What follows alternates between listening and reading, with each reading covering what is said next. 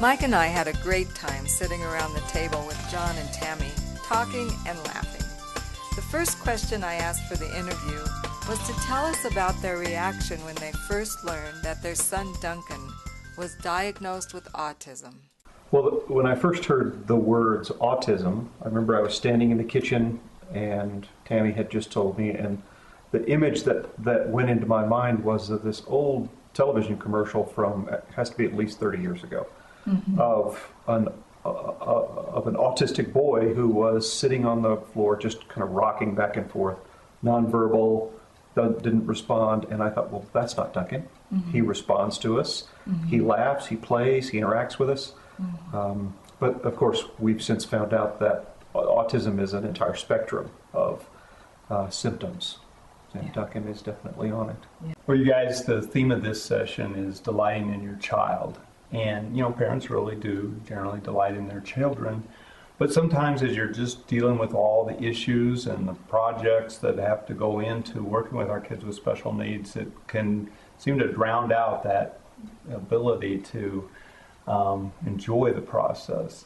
Could you share any thoughts on how you keep from being overwhelmed? Well, I'm not so sure I keep from getting overwhelmed. I think when I do get overwhelmed, I have to stop and slow way down and take a deep breath and just realize that he and I are doing the very best we can at that moment. Some of those moments aren't pretty, mind you. Some days I go to bed at night thinking, oh, Father, please forgive me today. We'll start again tomorrow.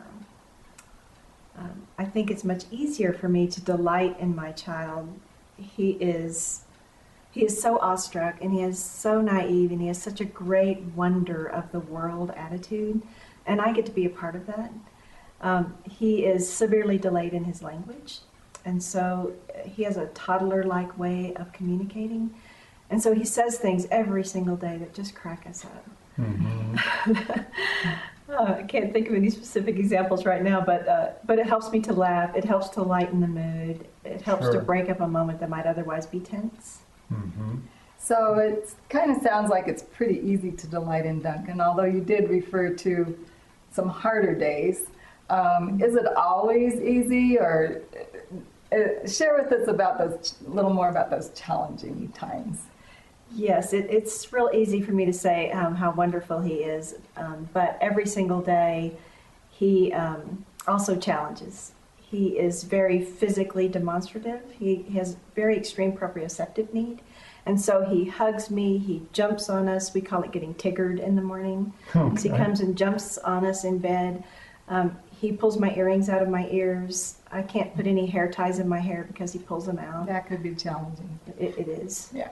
He's afraid of weather. He's afraid of clouds, wind, rain, sudden noises, large buildings like gymnasiums. We don't go to the movie theater. We don't go to baseball games. There are no sleepovers, no Boy Scouts, no soccer games. They're the things every day that I delight in, and they're the things that just frustrate me greatly. Tammy and John have a difficult situation, but what strikes me most is they haven't lost their ability to laugh. They laugh together, they laugh with their friends, and they laugh with their kids. Nehemiah 8:10 says, "The joy of the Lord is my strength." I see that strength in this couple.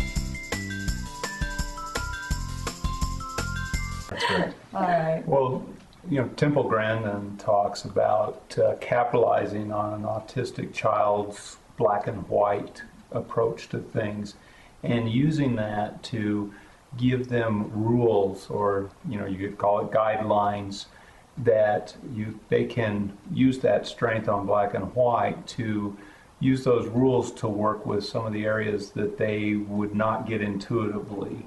How has that worked for you? Well, Duncan is absolutely that way. He will make up his own rules, which is to say there are no rules until those rules are made clear to him. But once he gets a concept, as Tammy was mentioning earlier, it's like the light bulb goes on, and he therever after will abide by that rule and make sure everyone else abides by that rule as well. In every detail. Right. Absolutely.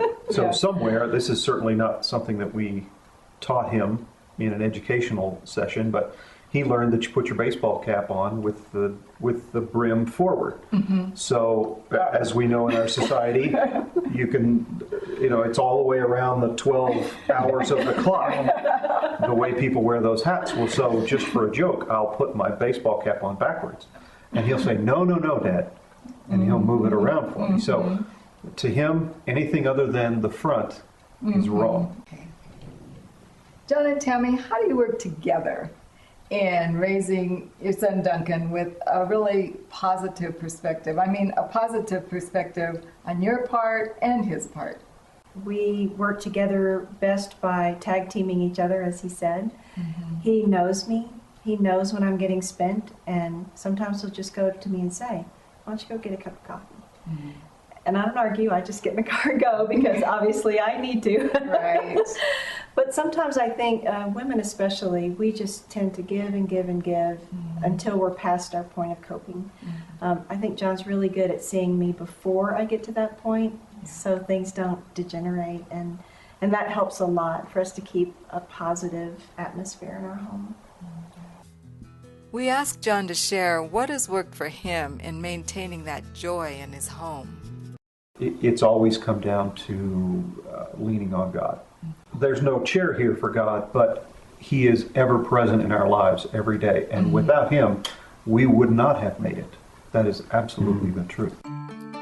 I concluded our time with a quote that is a great reminder for any parent, but especially parents whose children tend to bring them additional worry and concern about what the future might hold. It says, "We worry about what a child will become tomorrow, yet we forget that he is someone today."